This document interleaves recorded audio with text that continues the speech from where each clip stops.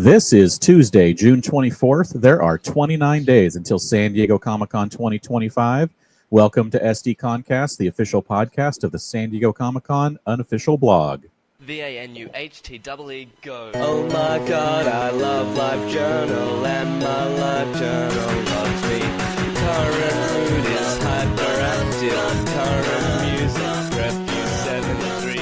I love the color scheme, it's pink and purple, it looks dreamy.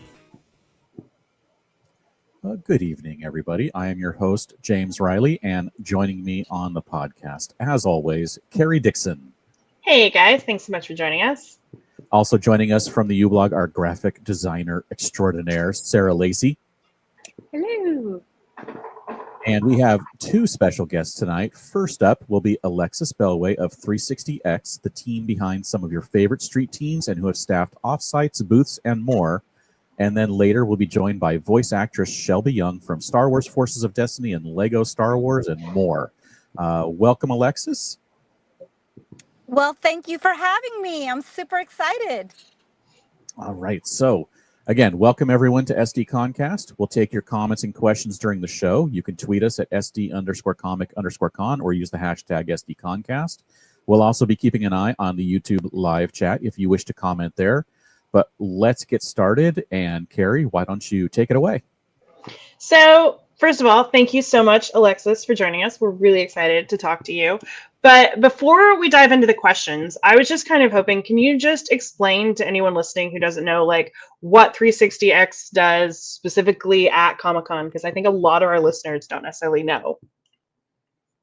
Absolutely. So 360 Events and Promotions is basically a nationwide national staffing agency in the simplest terms.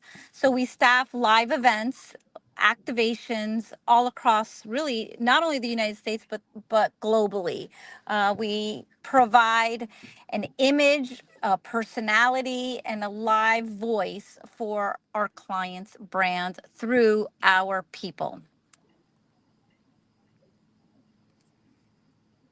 Perfect. So I think James is going to kick us off here.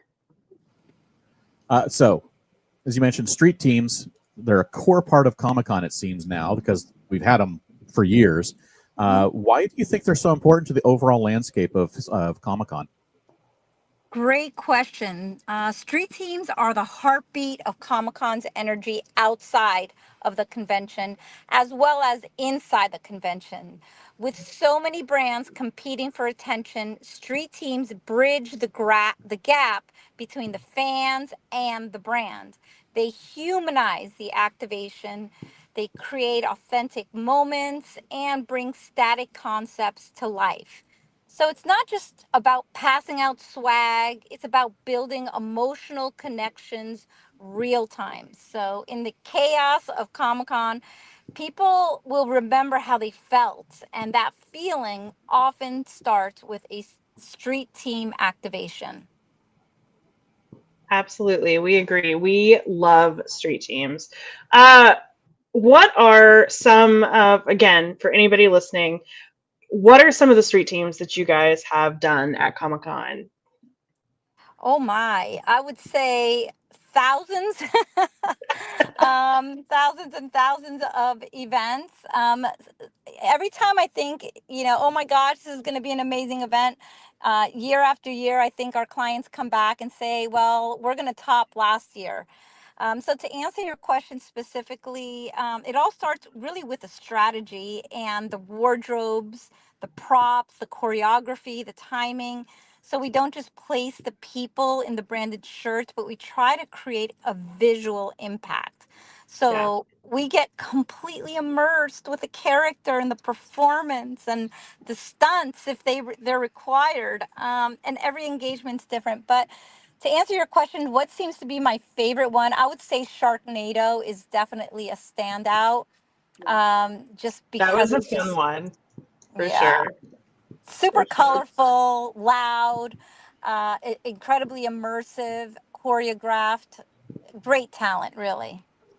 Yeah, absolutely. That brings up a question on my end is how do you train the street teams specifically for a concept, Sharknado, a movie, whatever they're out there promoting, do you give them backstory? Do they have any information that they're going off of, that they're trying to play up as they're out there, maybe interacting with fans? Or are they acting like their characters, that kind of thing? Yes, we actually begin at, I would say almost months in advance. We map out really we study the character, we study the brand image and their concept to try to find and place and almost recruit and interview and train the right talent, the right people that could embody that character. But it's, aside from like the character that we have to embody, I would say we map out the high traffic points. We help our clients build the activation. We get as involved as our clients want us to be. So the talent is key. And if the talent is having fun and the fans and the actual event allows for the activation to just be full blown, really it's just a matter of training the team way in advance by recruiting them, giving them the talking points, going through rehearsals, and just really trying to make sure that the people can learn as much as possible about the brand and the concept before they're on site. So how much of your teams, for some of these activations that you do, or street teams, how much is it your team pitching the ideas for it versus the actual like execution, or the concept that the client has given you? Right. It's definitely more of a collaborative than people realize. Some clients come to us with a full concept and we execute every detail flawlessly, while other clients come to us with a general idea. And that's really where our expertise shines. We advise on what resonates with the actual activation and with the fans, the logistical legs, and how to elevate it with the right team.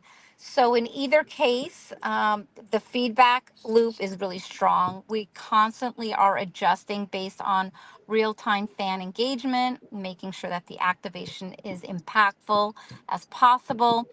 But at the beginning of the concept, it always starts with our brand, with our client, with the brand. So on the flip side, you're the people who make up your team. What makes someone a great fit for a specific brand or an activation, and what kind of qualities or experience do you look for when you build out your team? Okay. Well, we cast like a director casts a film, so every single role matters. For fan forward brands, we look for people who genuinely love the genre. For high energy activations, we need charisma, stamina, improv skills is always a plus. But beyond that, it's about alignment. So a luxury brand needs a polished and elegance representation. These individuals are called more like docent level, while the chaotic Adult Swim campaigns may need more fearless, weird experience, people that are comfortable with improv and attitude and adaptability. So we try to create unforgettable experiences, regardless of what the brand is. So we find the right people for the right brand. That makes sense. So let's say you found the right team, you're at Comic-Con. How do you guys actually support your team? Obviously, it's hot out there. We've stayed at the Omni, so we've definitely seen like where they send street teams. How do you just basically make sure that everyone's having fun, staying safe, and well informed about these brands as well? Yes, preparation is everything. So we hold very detailed trainings. We provide clear creative direction. We walk them through the expectations. What we also do in addition to our talent is we have leads on site supervisors that really act as the anchors, checking in, constantly troubleshooting issues, keeping the morale high, And Comic-Con in itself is so intense, and our job is to keep the talent supported, informed, feeling as they are appreciated, so that they can keep delivering the high quality interactions.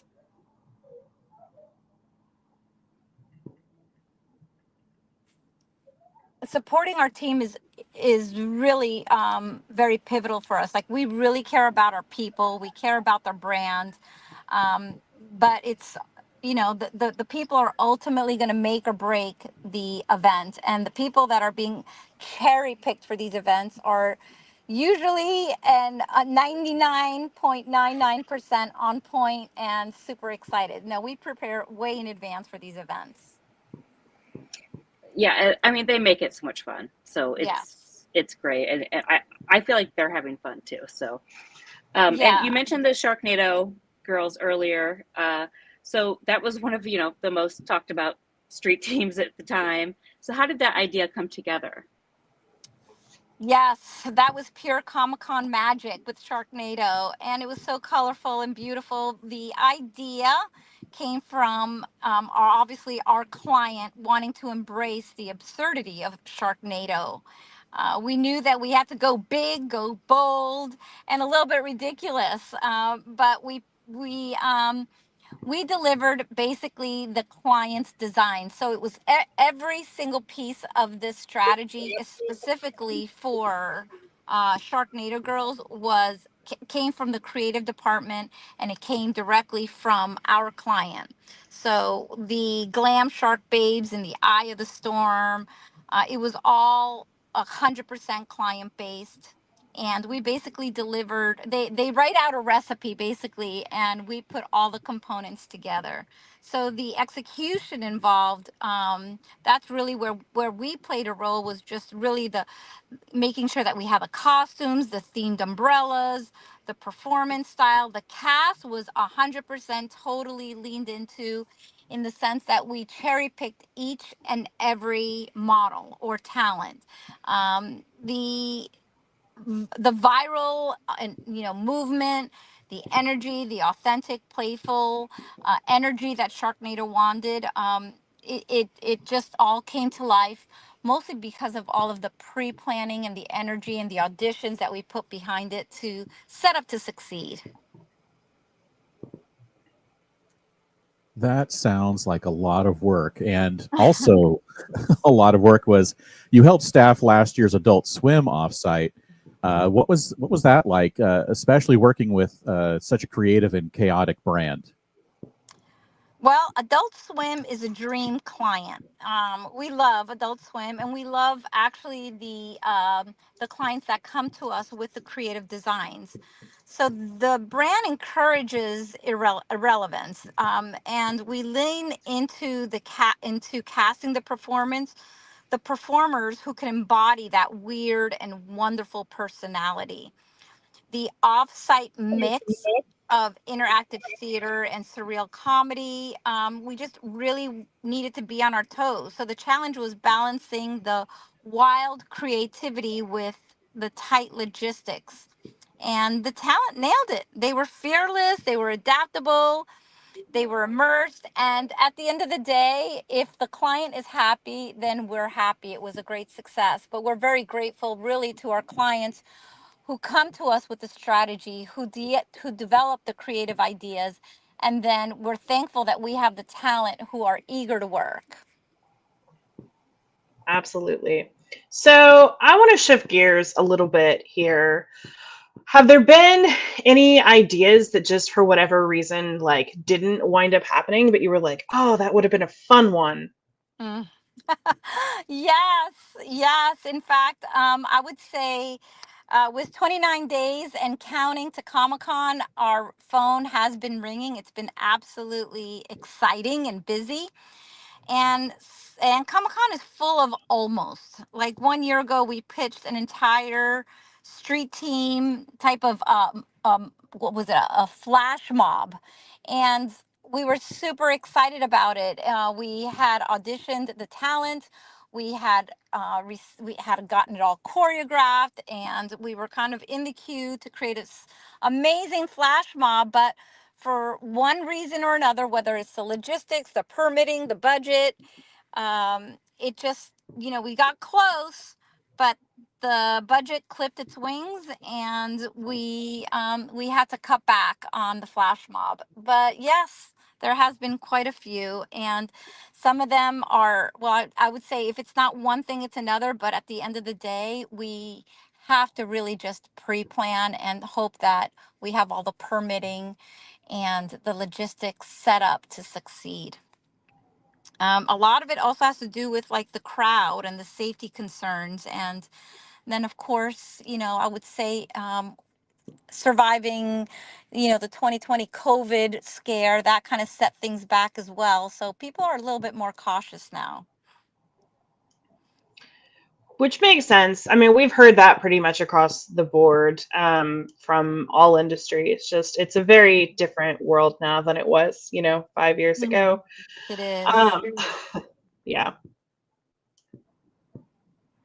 Yeah, it is a scary time. We got hit really hard. I think obviously everybody got hit really hard, but I would say the entertainment industry, the Yeah. event staffing, the festivals, our entire industry got put to bed. And it took about, I would say, a good 2 to 3 years before we, kind of started, coming back out. Yeah, that makes sense. So I want to ask you, you said that your phone has been ringing off the hook.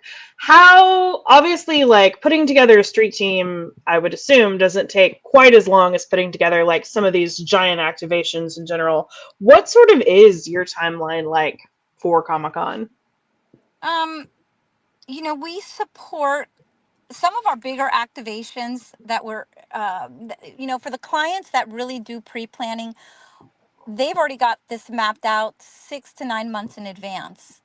But we've also staffed events 6 to 9 days before the event. So we are often eager to work. And I would say that we are blessed and thankful to have such a robust database of amazing talent that we can put to work almost immediately. And it's more than just, we represent mascots and event staff and specialty staff, line management, anything hospitality industry, hospitality based.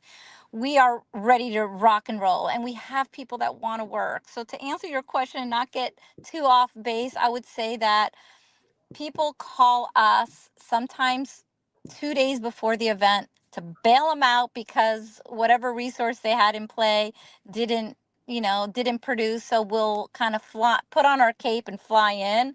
But obviously, we always want to put our best foot forward. And the only way to really do that is in pre-planning. So we can only hope that, we have the 30 days, 2 days, or Yeah. 30 days to 2 weeks notice. So now's the time. Now's the time to start planning the event staff and making sure that everybody's lined up. Absolutely. So we do have a couple of reader questions. Committed Comics asked, was there a time where the client came to you with a loose idea, but after maybe hearing some of your possible suggestions, they went in a different direction but followed your suggestions? And I'm sorry, what's the question? How do we react to that? Yeah. Or just if you have any sort of stories about like when a client came to you with a loose idea, but you came up with ways to improve it. Yes, I would say specific to like a street team who has not been permitted to be at Comic-Con. To actually be part of Comic-Con, let's say inside Comic-Con, it's very expensive. It's crazy money. I mean, Comic-Con sells out. So we often have clients that want to be part of the paid areas of Comic-Con, but maybe they just didn't get in. So we would absolutely work with our clients to be able to deliver at the end of the day what the objective is. So maybe we're passing out bottles of energy drinks or water, or passing out swag. So in those types of events with street teams, I would say that guerrilla marketing is a very popular strategy and one that we often support our clients with. Perfect. And then Jerry Knowles said that he still has his sunglasses from the Sharknado girls and that he had to dance like a shark for them, but it was worth it. Oh, they had great swag. Yes, they did. So talk to us a little bit about the swag. Actually, does your team ever like make suggestions for the swag, or is that typically entirely the client saying this is what we've got, this is what we're handing out? Yes, 100%. It's the client for Sharknado, 100% the client. Absolutely. It's I would say 90% of the time that's a very client driven budget and concept, and we're there to help facilitate. But sometimes on some of the, I would say more like of a venue type of event, when we're actually in a smaller type of a venue, we would always make suggestions as to the sizing and the value of the swag if it's a budget constraint. Makes sense. Well, Comic-Con attendees do love their swag. So before we have you hop off, Alexis, first of all, thank you so much for joining us. Why don't you tell anyone listening where they can find 360X events? Thank you. Yes, everyone, please go to www.360x.agency. And again, that's www.360x.agency.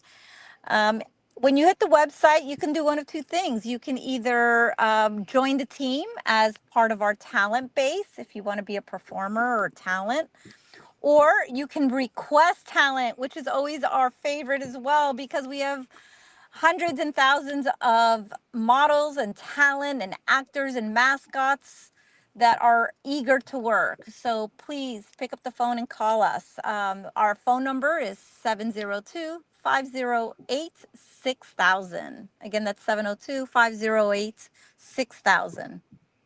Perfect. Well, thank you again so much, Alexis, and I believe we will see you at Comic-Con this year. Yay! Thank you so much, everyone, and put on a cape. Thanks, Alexis. Oh, is that a spoiler? Just kidding. Thank you. All right. All right. Well, while we are not quite ready yet for a second guest, so we are going to go ahead, I think, and get started on some of the news. It's time for the news. We should have a sound. There's a lot of it. All right. Where are we going here? I gotta scroll. Sarah. You are on mute, Sarah. I was saying I wasn't ready. I'm not ready. Go first, but now I'm ready. So Sci-Fi's Revival is heading to San Diego Comic-Con. I'm looking at it because I wasn't ready. Do we know anything else? Yes, we do. So basically, the showrunners went on the podcast Word Balloon Comics, which I swear every year gets like all the news. It's crazy. But the showrunners went on, they teased that they will be there, and they said they'll be there with some unique things to sign, which I'm not sure what that means. Some unique things for people to see, and he said there might be some prettier people than us from the show hanging around as well. So that part surely means a panel with a cast, which includes Melanie Scrofano from Winona Earp, who is pretty much beloved at Comic-Con. So I'm very sure there will be a panel. It sounds like a signing, and we'll see what else. Some of the other news we got is kind of surprising. Tron Ares is going to be back in Hall H. So it's surprising mainly. I mean, we have the banners, of course, but banners have never indicated whether we get a panel or not. But it's surprising because we have not had a Disney Studios movie at Comic-Con in like, Many years. what do we figure out, like 9 years or something like that? Yeah, we thought it was Oz and Wreck-It Ralph, but someone pointed out that there was like a Moana panel in 6A. Like, Yeah. what? I don't even Does remember that- this. Does Yeah. that count? It counts. It counts. We're It's a not Disney- counting Marvel. We're not counting Star Yeah. Wars. Yeah. But I feel like Moana counts. So Right, but like And- that panel, does that panel count? regardless, Walt Disney Studios proper has not had a Hall H panel in a hell of a long time. So this is big news. Yeah, and Tron Legacy was in Hall H, I think all the way back in 2010. And that was really cool because if you rewatch Tron Legacy during one of the crowd scenes, the people yelling D-Res or whatever, that's Hall H because they recorded us in Hall H during that panel to do vocals for the movie. So that's really cool. So maybe they'll do something really cool this time as well. Well, let's wait And and see. I am just putting into the universe that Comic-Con attendees loved Flynn's Arcade, and we would love to see it back. Indeed. So Oh, the just throwing that offsites. out there. Yeah, we love offsites, Disney. In other news, on a different podcast, Kevin Smith confirmed that he will for sure be doing his typical Saturday night Hall H panel. Just, Marvel won't be the lead-in, but who knows? Maybe Tron Ares will be instead. So, TBD. Maybe that's why they're bringing it, because they're not doing Marvel. the Marvel. Yeah. So they're like, oh, we got to bring something. Could be. Yeah. Anyway, so the Gaslamp banners have begun to appear. I believe I don't know what order it matters, but there are. There's only one you need to cover, and it's the top Okay, wait. one. The one I want. Okay, I was gonna. The one I want to talk about. There's Fantastic Four banner. If anyone wants to allegedly steal it for me and give it to me, I'll take it. I want one. So, There's Fantastic Four. Just kidding. JK. Sorry. That's it. Apparently. that's it. I I don't. love it. I thought I had to talk about the other ones. No, you're good. I will say, and I might be misremembering. I'm very sure someone will correct me. You guys always do. Outside of having like multiple banners for the same movie, I feel like this might be the first year we've had banners for 3 different properties. So that definitely feels new to me. But it's exciting. Was So, there yeah. a Fantastic Four banner last year? There were Fantastic Four remember banners last year, wanting it. yes. Yeah. Yes. Yeah, they had 2. There was one, I think, with Johnny and Sue Storm, and then one, Yeah. or Reed and Sue Storm. I don't remember. They were like front and back. Yeah. Yes. But basically, they each had 2 characters on them. So, but again, we don't normally have like 3 different properties represented on the banners. So this is cool. All right, moving on. We also have had plenty of trolley wrap news. So today, Kim outside Comic-Con and Andy on our team went to MTS to get a first look at this year's Hulu Any Mayhem wrap, and it looks awesome. It's got all the shows represented, which I think is really cool. Last year, I think, was that when they did Futurama? So that was just one show, but I love that they're representing everything. Hopefully this is a sign that the offsite's going to be back, but they got a really cool first look at it. So thank you, MTS. And if you didn't tune into last week's show with MTS, he was awesome. It was a good show.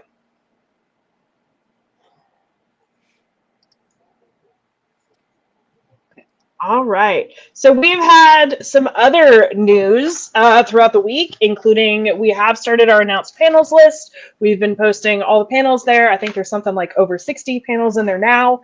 There will be even more leading up to the official release of the schedule. And then we also, late today, found out that the Lawrence brothers, Joey, Matthew, and Andrew, are launching a graphic novel for the Lawrence Brothers Detective Agency. They are partnering up with Z2 Comics to create that. It's going to launch on Kickstarter during Comic-Con, and they will be heading to Comic-Con. So details still to come, but that's pretty cool. On to offsites. Up first, Ignition Press, which we told you about last week. They're bringing their press room. We did find out this week that they are going to have some fun merch at the offsite, including some merch for their upcoming series, Roots of Madness, as well as Deluge. So you can check all that out on the site. And then let's get into the news everybody wants, which is that Fandom is back on Thursday night. It is the coolest party that fans can get into. And as a hardcore pop punk child of that certain time period, I'm very excited that All American Rejects are going to headline this year. So that's really cool. It'll be the usual thing, 7 to 11 p.m. on Thursday at the Top of Float. This year's sponsors include Universal's Epic Universe, as well as Bandai's Code Vein 2. So we'll get a look at that new game. And then, I thought this was interesting, Elf on the Shelf, as well as Z2. Very timely. Elf on the Shelf is part of Santaverse. It was like, okay. Everything's its own verse now.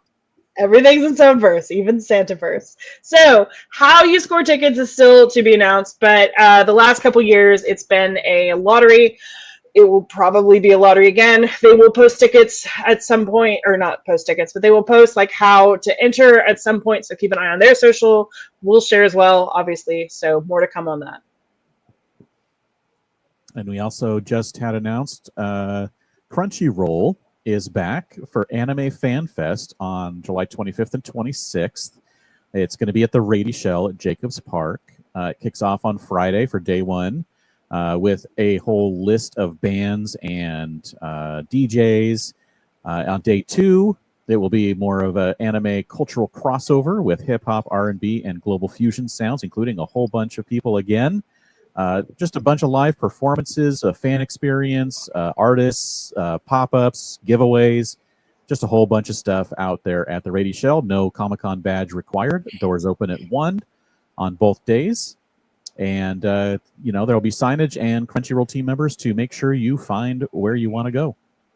And maybe I'm the only one who cares about this, but I am trying to find out the actual times of this, guys, because it says like doors at 1, but it's like, okay, cool, but like when does it actually like start? So TBD. All right. Well, one that we do know the time of is there is going to be a Napoleon Dynamite live with the film stars, John Heder and Efron Ramirez, on Friday, or I don't know what day it is, the 25th. On the 25th, the Friday the 25th at 7 p.m. at the Balboa Theater. There's going to be a screening of the movie, the classic Napoleon Dynamite, and a conversation with them, which, I mean, that's a classic. So it's not just a conversation. Like, it sounds wild. They were like, it's an interactive experience. Like, it'll be part improv, part game show. I'm like, this sounds very interesting. I wonder if there's like talk during like a commentary, maybe. That would be actually really fun, I think. Especially a movie that people who are going to this know this movie. Yes. They need to anyway. Yeah, they need to pull cast audience members up on the stage and have their own talent show. There's got to be a talent show, I was gonna say. But so tickets go on sale for the general public on June 27th at 10 a.m. Pacific time, and they range from $34 to $77. And we do have a pre-sale code on the site, so go check it out. And finally, we have UC San Diego bringing back composer Michael Giacchino, and this time he's bringing Pixar's Pete Docter. They're going to have a chat on Tuesday, July 22nd at 7:30. So this is before what? So Michael is performing on Tuesday. Their chat is on Wednesday. I just read that. Yes. So yes, he is performing on Tuesday the 22nd at 7:30, and then the chat with Pete Docter is at 7:30 on Wednesday the 23rd. So preview night. So if you did not get preview night, here is something fun that you can go do. Tickets are available now from $25 to $60, and I think that'd be pretty cool to go just sit and listen to a couple of talented guys talk about creating stuff. I think so too. And it's not close. I want to make it very clear that like it's like an hour on the trolley. But yeah, like if you don't have preview net, like this is a really cool way to go spend your evening, quite frankly. And on the trolley, it's real cheap. So all right, let's get into exclusives. And God knows there have been a lot of them. James and I were just talking before the show, but it's like we just had a podcast on Thursday, and the list of exclusives is still like 20 long. It's crazy. And I get to kick it off first with, and I think I got this one for a reason. So You Mattel is bringing a couple of really cool little sets, and this is the Hot Wheels Back to the Future 40th anniversary set, and this thing's really cool. It's got Doc's van, it's got the DeLorean, it's got the Twin Pines Mall sign. It's really cool. This thing will be, let me see, did we get a price? $32. And then also, and continuing the anniversary of Jaws, the 50th anniversary, in which everyone is producing something Jaws this year at Comic-Con, is also a Hot Wheels set. This one featuring the boat and the shark. And this one will also be $32. And it comes in this little display box that has the fold over that, has the picture on the front of the boat. And it's just really cool. So really cool little Hot Wheels, little design toys that they're coming out with for this year. Yes, agreed. I think Mattel's done some really cool stuff this year, and I've seen the rest, and I think there's some fun stuff coming. So, All right. It's mine, right? Yeah. So for Monogram, we have these great lanyard and pin sets. There is a Barbie, is it an anniversary? Yeah. Is that an anniversary set? yes, Yeah, 80th it's anniversary pin set. And they're only $20 each, which I believe they're all 20 each. And the Barbie at least are limited to 250. Fantastic Four are 400 pieces, 20 again. And the Peanuts are, let's see if they're limited. I don't see that. But the Peanuts are actually 40 because it looks like you get more. But I want the Fantastic Four set, obviously. And the Barbie. That does not shock me at all. No. But I love these. They are super cute. All right, so let's talk about Patrick. So up first, we have he's doing another vinyl slip mat cover, this time very Star Wars themed. It is called No Ifs, Ands, or Buts, and it's a 12-inch record player slip mat. It's going to be limited to 125 pieces. It comes in a really fun slip cover that looks like a vintage record cover, which I think is fun. That will be available for $55 at his booth. And then if you are not totally in love with the Dexter badge art, you can buy a badge insert. Patrick did these last year, and I think they're really fun, but he's doing several more this year. He unveiled 3 more over the weekend. Those have all sold out, but he will have 3 more designs to be released the week of the actual convention. So if you were not able to get your hands on the pre-sale, you have another chance on site. So TBD. And then yesterday started revealing a bunch of their pins for this year. And first up, we have this. Let me see if I can find it. This. I'm not going to. Iffy and Wadaway, a host of Actually on Dropout. This one will be limited to 100 pieces and is available for $10. It'll be available for pre-order for booth pickup beginning Tuesday, June 24th at 10 a.m. on their site. So you can. There's also going to be priority access for a meet and greet for those who purchase the Iffy VIP pin. We also have this DS enamel pin that will be $10 and limited to 100. There will be 6 variant colors, and the black is shown. We have the Gaming Princess pins. Those are $10 each, limited of 100. There will be 4 different variants, including Peach, Daisy, Rosalind, and Bowsette. We have Bonus Stage for $10, limited to 200. With the Street Fighter, is it? Kicking the car. Yes. That was me trying The not car. to say Street Fighter, but yes. Yeah, The car. that's a karate guy. It's a karate guy, yes. Are we kicking censoring the car. character or the car?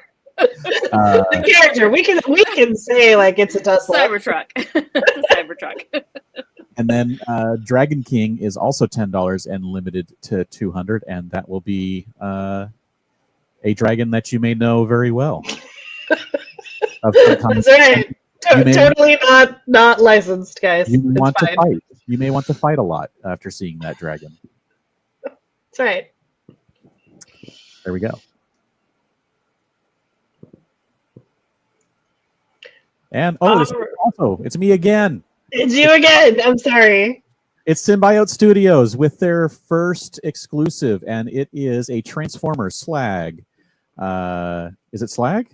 No, wait, it's Laserbeak. Sorry, it's the Slag. It's Laserbeak. I gave this to you because I was like, you're the only one who watched Transformers. You don't even know. It's one of those. It's a magnetic shoulder sitting Laserbeak plush. It's very cool. It'll be $24.99. But it was revealed by the Transformers Slag podcast live, so that's why I saw Slag first. But yes, it is Laserbeak, and it is very cool. And yeah, it's just very cool. Maybe we'll get some for Prize Mule. Maybe this will be this year's Snake Eyes. I think we are actually getting at least one. I think we are getting at least one. I would not expect our Price Mule plush to be this cool, but we will have, I think, at least one Laserbeak. We'll get whatever the overstock is. Is that what that is? Correct. If we love Studios, we truly do. But yeah. All right. So back to our exclusive announcements. Again, it's the 50th anniversary of Jaws, and every company on Earth is doing an exclusive, including our friends at Factory Entertainment. And I think these are really fun. But basically, in honor of the 50th, they are doing a Jaws Amity Island billboard scaled prop replica. And it's exactly what it sounds like. Like, this is a 9-inch wide collectible. It looks just like the actual billboard from the film. But the coolest part is that there's 2 versions. You can have like the normal one and then the defaced one, like after the shark showed up. So that's pretty fun. That will be available for $90. You can get it at the booth or you can pre-order it now. And then they will also have a Jaws Amity Island Police Chief badge and patch replica set. I love this. I love the replica stuff. I think that's very cool. Yeah, and the box is nice too. I like the box. I think that's a nice little touch. But that will be available for $80. And again, you can pre-order all of that online now for shipping if you want.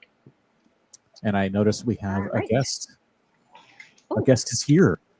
Perfect. You want to We do the wanna rest of swap the later? Or switch. Yes. Let's switch gears. All right. Stay tuned. There are more exclusives later. But next, we have to get back to our outline here in the right spot. Go back. All right. So, Carrie, why don't you take it away since you know more here? But we have we are joined now by voice actress Shelby Young, who you might know from Star Wars Forces of Destiny, Lego Star Wars, and more. Hi, Shelby. Hello. Hi, how are you? You can hear me, right? Yes, we can hear you. Okay, great. This is my first time using StreamYard, and I'm like, I hope I'm doing this right, but No, good. You're good. No, we greatly appreciate you spending some time tonight to come talk to us. Of course. Thank you so much for having me. So let's just dive right in, if that's okay. Absolutely. So you have voiced everything from animation to video games, but I just kind of want to know, like, how did you actually get into voice acting? Yeah, absolutely. I've been acting my entire life. I started with on camera and theater when I was a little kid. And I did a little bit of voiceover as a kid, but I didn't know that that was a full career until I was a bit older. I wish I'd stuck with it when I was a child, but I was so focused in like, I want to be in the movies. And as I got older, I ended up booking this video game called Dead Rising 3 back when I was like, 18 or 19. And that was full like mocap with the suits and everything. And I was like a zombie killing badass teen girl. And I was like, wait a second, this is one of the coolest roles I ever have had the opportunity to play. Is this what voiceover is like? And that's when I really fell in love with it. But I would say I fully have committed to just like focusing on voiceover and mocap and all of that in the past like 10 years, I would say, is when everything really started taking off for me. That's awesome. Yeah, it's the most fun job in the world. I feel like it's the cheat code to life. I don't know how I got so lucky, but it's like, oh, I just get to be a kid and play forever? Great. Awesome. That does sound awesome. So you mentioned like over the last 10 years, do you feel like there was a specific project or performance that was like your big break? You know, not necessarily. And I don't know in the VO space if there really is a big break. There are definitely characters that people can be known for, but you're still audition. It blew my mind when I found out like the people that I've looked up to my whole life still audition for a lot of the roles that they book, which is so wild to me. I would say as of right now in my career, I'm probably most known for voicing Lego Princess Leia and a lot of the Lego specials and the Lego video game Skywalker Saga. And then recently, when I just did Persona 3 Reload last year, Yuko Nishiwaki, I was so pleasantly blown away by the positive fan response to this character. So that's been another big one. And yeah, those are probably the two that people are most like, oh, wait, that's where I know your voice. So, like you were saying, you don't just do voice acting, you also do mocap. Yes. How does that for you as an actor, like how is that different from voice acting? Yeah, 100%. It's so funny because with voice acting, you are still fully using your body when you're in the booth. No one sees that. That's it. Like maybe the animators do if they're filming behind the scenes. But with motion capture, your body matters, like how you are moving it and how you are interacting. And one of my favorite things when I do book a new mocap character is figuring out what their walk is like, how they hold themselves, what their posture is like. I like to describe it as a mix of on-camera theater and voiceover. You have the theater aspect where, at least in most of the mocap games I have done, there are some cuts, but they like to get through full scenes. So it's almost like a mini play each scene. And you're really relying on everybody to be super prepared, to be memorized, to know what they're doing, to hit their marks. There's a lot of rehearsal that goes into mocap, which is theater-like as well. It's like on camera because, again, you're using your body and your face to an extent. The character may or may not look like you, but they're still capturing all of that data. And then voice acting because a lot of the performance, again, comes through in your voice. So it's kind of that perfect mesh of all three mediums that I really love. It's the most fun. You're really using your imagination to the fullest extent because you're in just a gray room surrounded by, they don't even look like cameras, but hundreds of cameras that are picking up the markers on you. And I know at least when I did like Horizon Call of the Mountain was a very fun game we did in Sweden. I had to be on a riverboat for the beginning of it. And they rigged up, wooden planks and some poles. And two of the men working on set were holding the poles and rocking the ship. So they captured our body moving like that. And it's like you're in a garage with your friends playing pretend, but for real. That sounds amazing. Yeah. So fun. It is truly like I can't convey how much I love my job. So how do you approach developing your character's voice and personality, and does it differ for motion capture versus just voice acting? No, it doesn't differ as much. I will say the majority of motion capture projects I've worked on are very grounded, but a lot of video games are as well. There are, of course, stylized games or games for kids where it is going to be more on that animation side, bigger than life characters. Most of the motion capture projects have been very much versions of, not of myself necessarily, but like I find that character within myself is very honest and truthful. Again, like film acting. Finding the character and figuring that out is super collaborative. Usually when I'm auditioning for anything, whether it's motion capture or voiceover, I get a character description. I get sides, which are like a portion of the script. Sometimes there's character art, which is super helpful when that's included, just to get a gist. Sometimes there's references of like, oh, we're looking for something like Cersei Lannister. And that obviously it's like, oh, well, I should go into a British accent and sound like Lena Headey. But it's super collaborative of I will audition what I think works for the character. And then if I book it or have a callback, sometimes the director or producers might say like, oh, we really liked that. Great. Or we saw where you were going with this. We actually want to lean more XYZ way. So we just kind of figure it out together, either in the callback stage or on the first day on set. So you mentioned earlier, and we talked about the fact that you've done some Star Wars and kind of most known for Princess Leia. So you voiced her in a lot of projects, going all the way back to Forces of Destiny. So what's it like stepping into Princess Leia? I mean, it's Princess Leia. What's that like? Oh my gosh, it's the best job in the world. I am so grateful to get to help keep a piece of this character alive. I mean, I just feel so grateful that I've had the opportunity to voice her. I mean, the character that Carrie Fisher created is so iconic and so amazing. And I look up to personally so much that when I get to kind of step into that headspace to record a Lego special or the game or whatever we're doing, I just want to do her with as much justice as I can and help, like I said, keep her alive for the fans. That was my first animation job, actually, Forces of Destiny. And so getting that call was, oh, wow. I cried. I sobbed. Yeah. I literally called my mom and I'm like, I heard there's an NDA, but I got to tell my mom.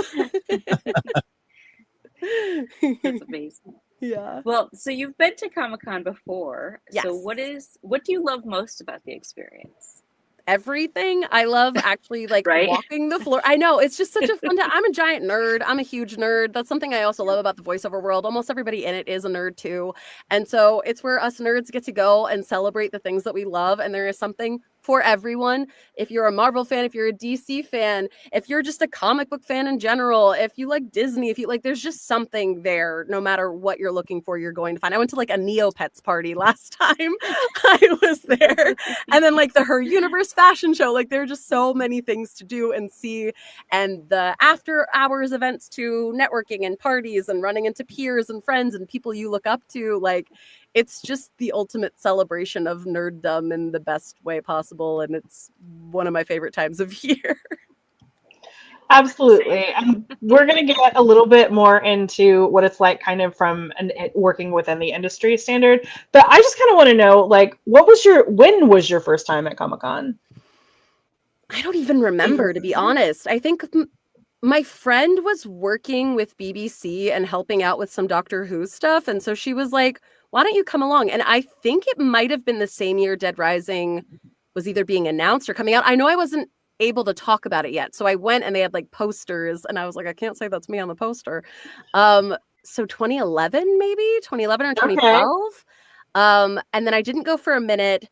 And then I went back again a few years ago and got to do my first panel and I had the best time. And I would love to do a million more panels because it was so fun. But it was a voiceover animation panel with Mark Evanier, and it was just a blast. Yes, we love Mark. The cartoon voices? It was cartoon voices. We did, I'm trying to remember, I think it was Wizard of Oz that we read, and I was Dorothy, which was so fun, but everybody else around me he would yell out like, all right, now you're this, read it as this character, read it as that one. And it was just a blast. It was so much fun. I saw that randomly my first Comic-Con, and I tell people all the time, it is such a gem. That and so the quick worth draw, going which to. They're usually together. Yes. I'll always go to. Yeah, it's my favorite. Even if I'm not on the panel, I like going to support and watch it. It's also just, you're cracking up the whole time. But yeah, I'm really looking forward to going again this year. And I kind of always go. There's usually a few things that I know what to expect, but then the whole weekend, the whole little week becomes a surprise of where I end up and what I end up doing. This isn't one of my planned questions, but I have a question. Can I ask it? Yeah. about the cartoon voices. How did you go about, were you selected for that? does Mark choose the cast for that? And maybe he's told us this before, but Yeah, no, my friend Allison Packard was going to be on the panel, and I guess she recommended me to Mark, so he reached out and asked me about it. And I, to be honest, hadn't seen the panel yet, but when I saw the list of everyone else that was going to be on it, I was like, absolutely, I would love to be on this. And then it blew my mind. were you able to rehearse, or he just gives you the script right then, right? It was cold. It was completely Yeah. cold. I had no idea what we were doing. He was just like, buckle up. It's going to be fun. Just go with it. I was like, great, here we are. That's fun. Yeah. Oh my goodness. That's probably a good experience. It was truly awesome. So I want to circle back to talk about kind of what you were saying earlier about, yes, we all love the convention from a fan perspective, but you're also obviously there professionally. Yeah. So what is it like for you trying to network there, basically? Yeah, I mean, it's kind of the same as any industry event, except everyone is all together, mashed into one space. So I don't know. Not that I consider myself bad at networking, but I just like making friends with people in my industry. And sometimes I guess that falls under the umbrella of networking because, yeah, work might come from it, but I never approach it that way. It's more like, oh, hey, we're both here. Oh, you worked on that show. I love that show. I actually did voices on that show. We worked together 5 years ago. Good to see you. It's just like that classic. I don't know. I've always, I never want to go into anything, even like, because I started a whole social media career and I do content creation as well. And so I'll have people asking like, oh, when you post a video, do you know you're going to get X amount of likes or this? And I'm like, I don't approach anything in my life with expectations. I just do the things that I enjoy, whether that's posting videos, doing voice work, meeting people at conventions. And if something cool happens from it down the line, heck yeah, awesome. But I try to be genuine in my networking approach or anything I do in my life, I guess. And I think that's the right way to approach it. Absolutely. 100%. I think, yeah. I think you have any networking tips for me? Not really. No. Do you? I don't think anybody's good at it. Yeah.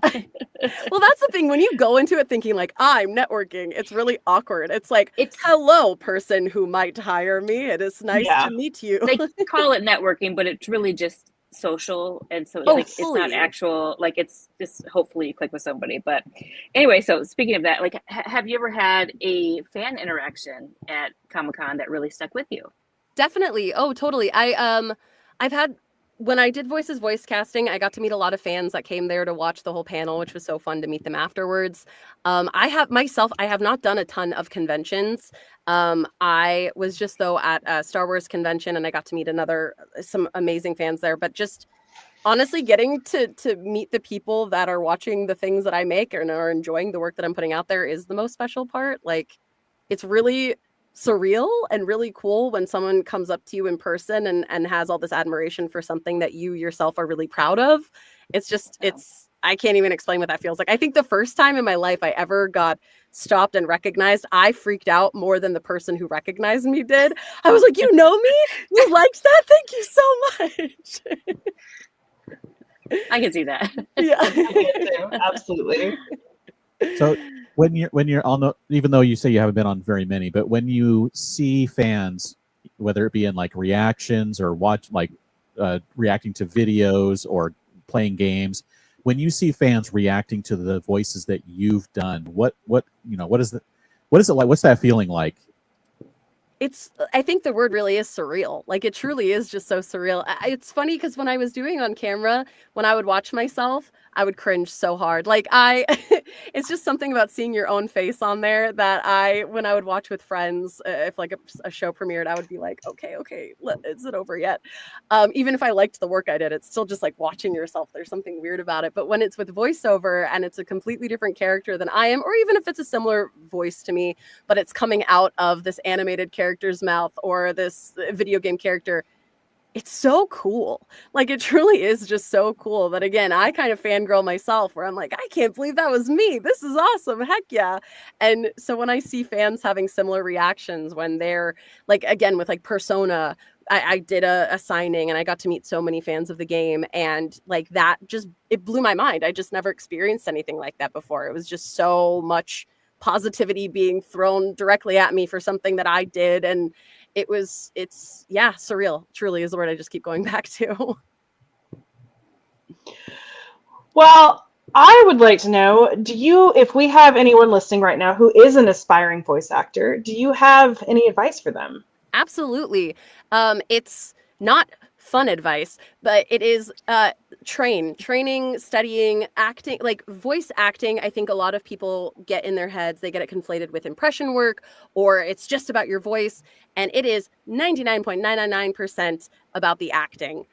Your voice, of course, is important when you are making character choices, but there are some voice actors who just use their natural voice in everything, and they are so successful and so great. And then, of course, you have the actors who their range is insane and they're doing every character under the sun.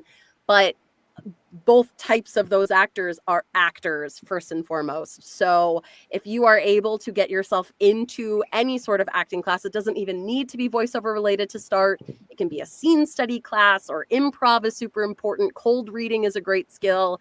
Even if you're in school and there's just a theater class in your school, just learning the basic pillars of acting is going to get you so much further than practicing your best Family Guy impression. That is my number one advice. And then read everything you can. Once you do feel like you're like, I understand how to act this. Okay, well, how would you act the ingredients on the back of your Febreze bottle if it's a 12-year-old boy? Like, just give yourself fun little things to play around with yourself. And my last piece of advice is do not rush a demo reel. This is a career that takes a long time. There are everybody's story obviously is completely different, but it isn't something where it should be like, I took one class, I'm ready for a demo, I'm ready to find an agent.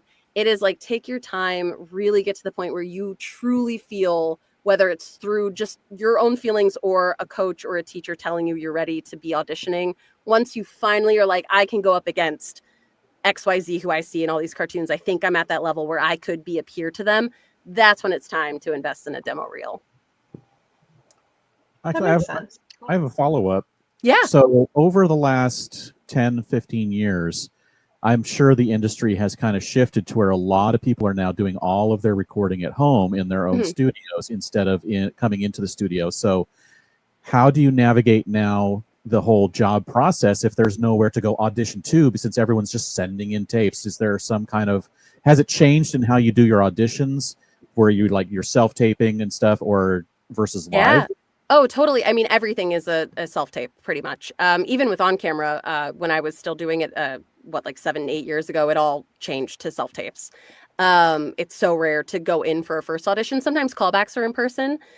You have to trust yourself as a director because you're self-directing your own audition. So you just have to make the best, boldest choices you can. And that doesn't mean it needs to be crazy. But I'm happy with an audition if I have made myself laugh, if I've made myself feel emotional, like if it, depending on obviously the material. But when I myself am happy, that's when I want to send it, versus focusing on what do they want? What does casting want? Like, of course, I'm going to follow the specs.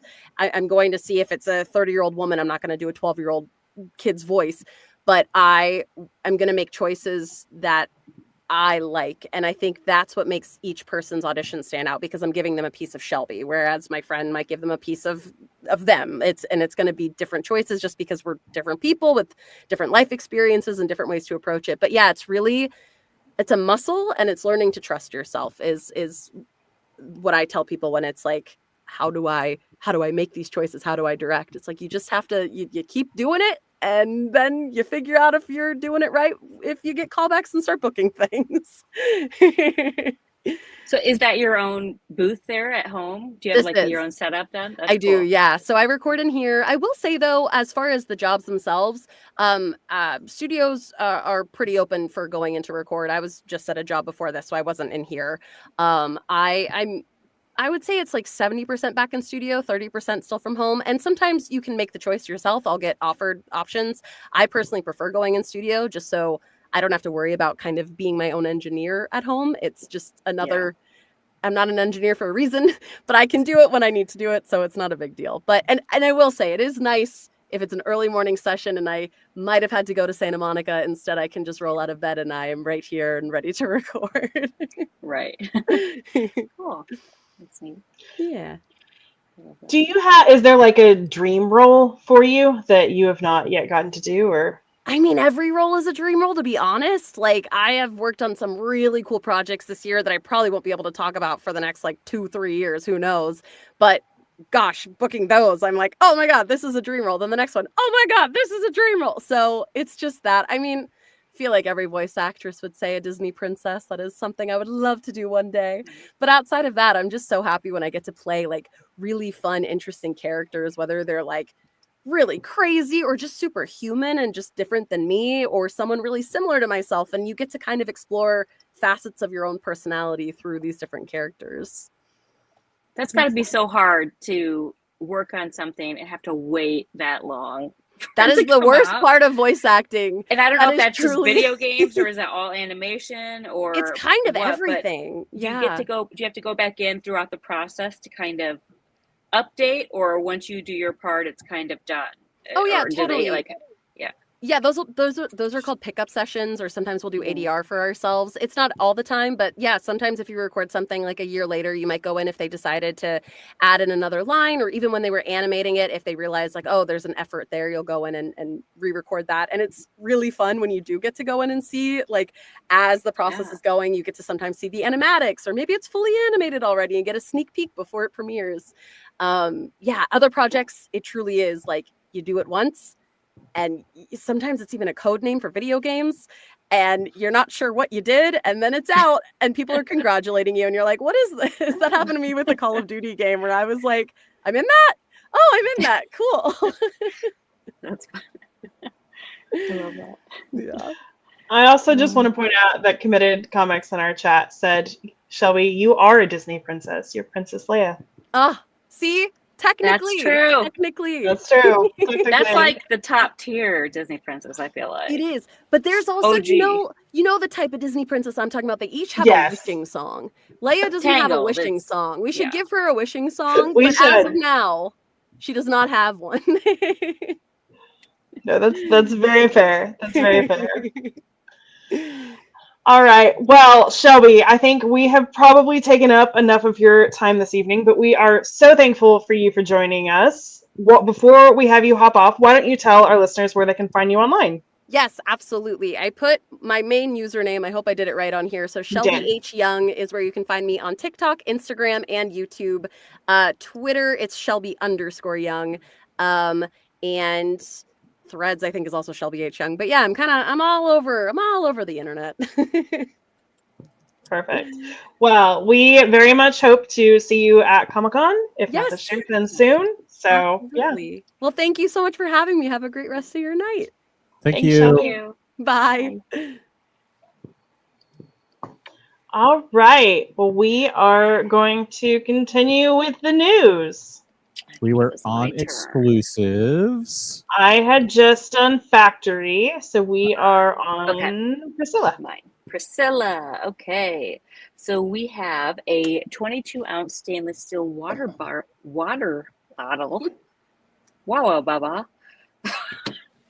Sorry. It's late, guys. It's like almost 11 o'clock where she is. Like 10:39. This is already like 2 hours past my bedtime. Wow, Baba. That's what I'm not gonna say it the other way. Starter kit. Sorry. That comes with. It's so cute. It is a San Diego Convention Center wraparound design on the bottle itself, but then there's stickers, waterproof stickers to put on it of all of her characters and Hall 8 or the hall signs. And to me, like I would say teenage girl, but like any girl, any person who loves color and stickers would love this. Like, I love this, but my daughter would love it. But they are $40. They can be picked up at her booth. And that's the only one so far, right? I think for her.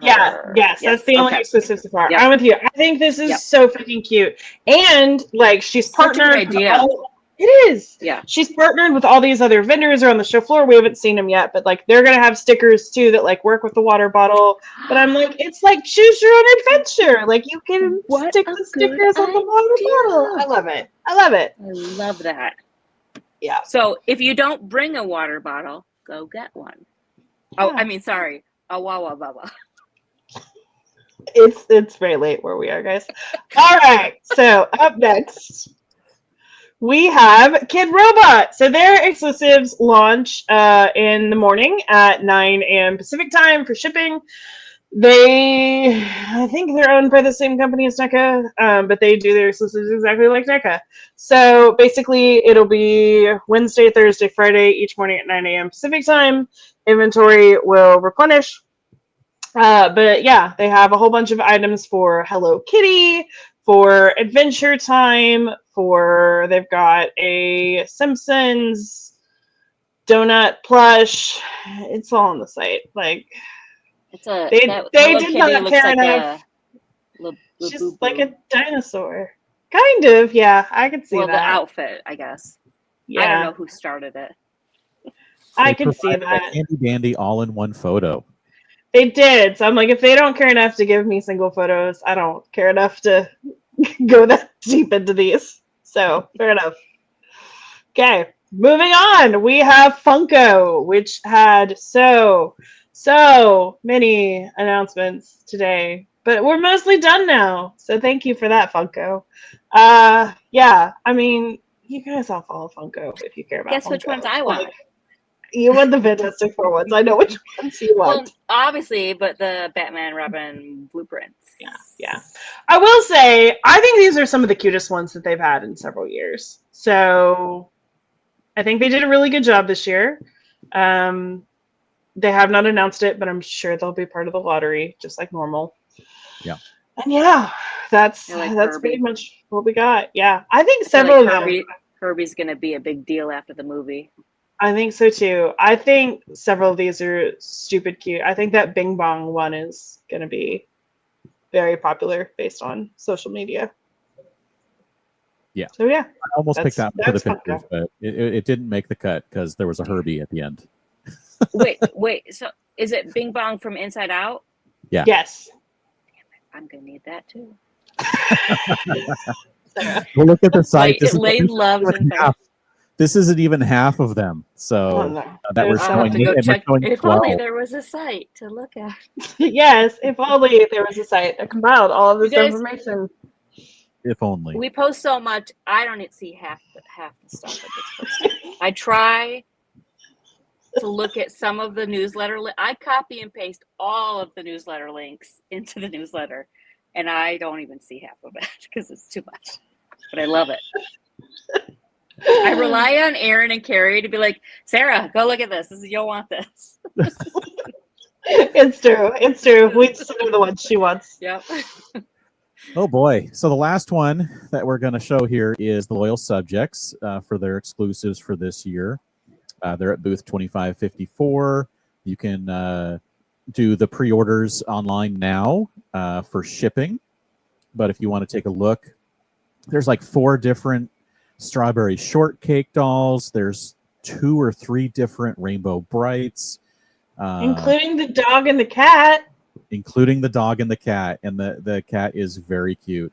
There's a strawberry shortcake metallic 7-pack of Chibis. Let me see, what else do we have and here? Most importantly, there is a Popple that made me so happy.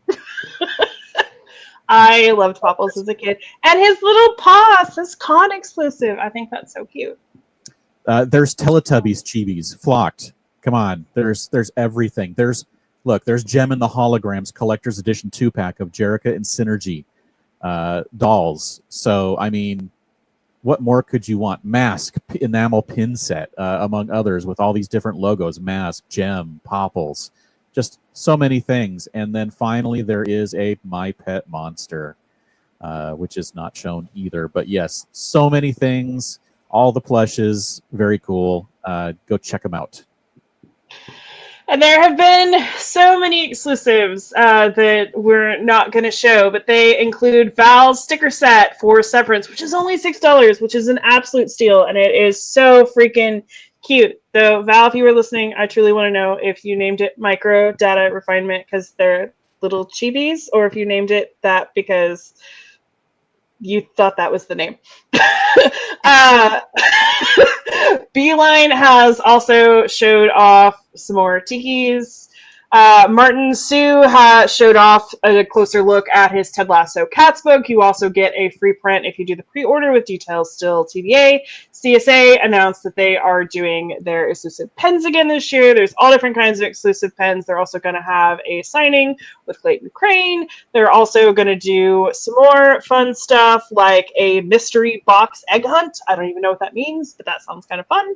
Hasbro today showed off a Transformers Hearts of Steel 2-pack, which is only debuting at the convention. It is not an exclusive, but if you like Hearts of Steel, which I guess is Transformers as trains, basically, that it looked like a pretty cool steampunk trains. That looks like a pretty cool set. I don't know why I laughed at that. Makes sense. Transformers being trains makes sense. It does. Look, there already were just some regular trains that were Transformers. I mean, the name it feels Purple like they could have trains, been around. though. Yeah.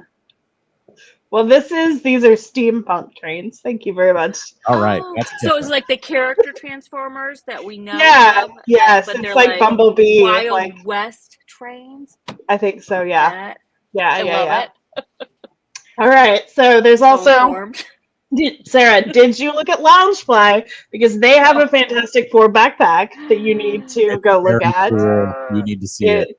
Very Yes, cool. the link is on our outlet, so you can go click on it right now. That'd be quicker. I'm literally scrolling the site. Don't do that.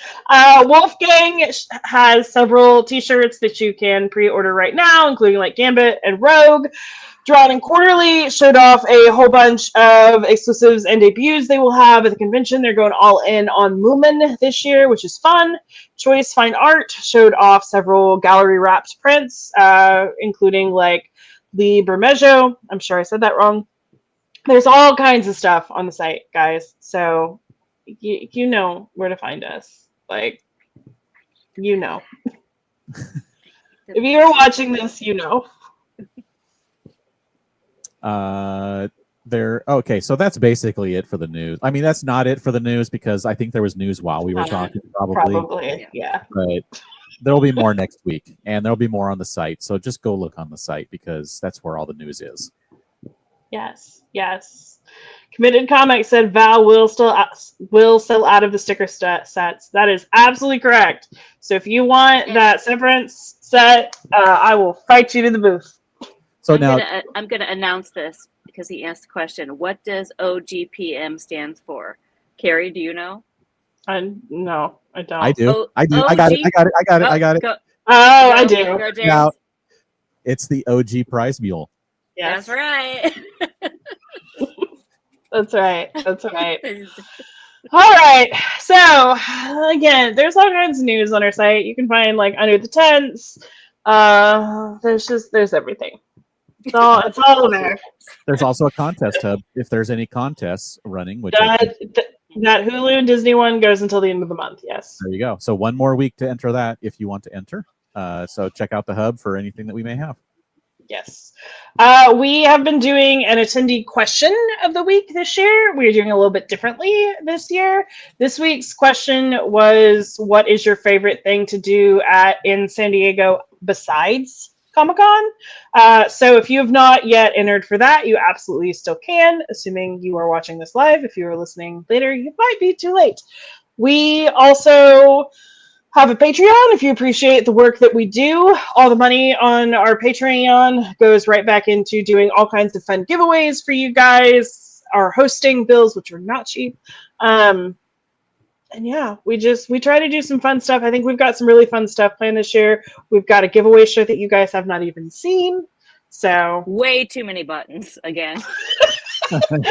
every year I'm like, we're gonna cut down. No, we're not. Nope. We threw in some magnets this year too, though. Yeah, we did.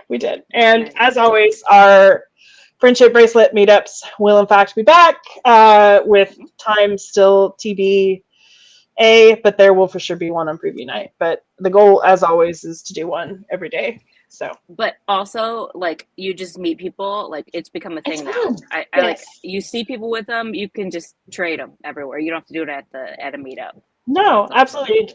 And I had so much fun. If anybody here is watching and you were in Ballroom 20, like we did like 2 things between panels last year where I was like, I'm just going to the back of Ballroom 20, like come and meet me. And a bunch of people did. It was fun. Nice. I think that's it though. I think we're done. This felt like the last couple of days, it felt like July levels of Comic-Con news for sure. Yeah. Maybe that means it won't be last minute. Yeah. That is my hope. I don't think so. I think it means that Just this be actually more. may be a really back to more normal levels of Comic-Con year, and we're just going to keep getting a lot of news. Probably. I will say, Aaron made a list of like, here are all the posts that we know will be coming at some point that we do not yet have, and it was like 100+ posts, and I was like, please never show me this again. Like, I don't want to see this. But for the first time ever, we are done with all of the design work, except for a few little things, but those don't count. Nice. Because we normally last minute. But anyway, go ahead. I'm cutting it. You Okay. two are. None of It's that. too late. We're just chatting. That's a wrap for today. We're going to be back next week with our annual Movies of Comic-Con post with Jermaine. So that's going to be cool. We're going to talk to Jermaine. Is it just Jermaine next week? It is just Jermaine, yes. Okay. All right. I gave no one else that option. And then, of course, coming up in a few weeks will be our schedule podcast. Basically, Comic-Con podcasts all over the place for the next month until Comic-Con. So keep it tuned in. That's about it. So you can sign up for a newsletter if you have not already. The link to do that is at the bottom of our site. Again, thank you so much to our patrons in particular. We greatly appreciate you, and we're excited to see you guys on Thursday. Yes. So thank you all for joining us tonight. Appreciate it. Thank you to Alexis and Shelby for joining us as our special guests. And so in closing, Sarah, where can we find more of you on the internet? On Instagram at Slacy. It's 3 S's. SSS Lacy.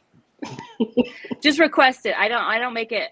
It's private until closer to con. Then I'll open it up. But I'll add you.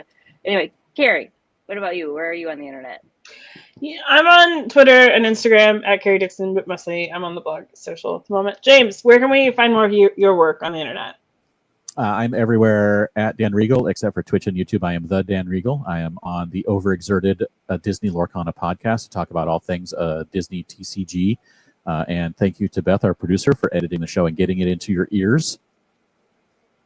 We are on iTunes. If you'd like to subscribe, the links are up on the blog, or you can search for SDConCast. If you like what you've heard so far, please review us. And please actually do. I looked the other day and I was like, we have like 1 review on like Apple Podcasts. Like, come on, someone, please leave us a review.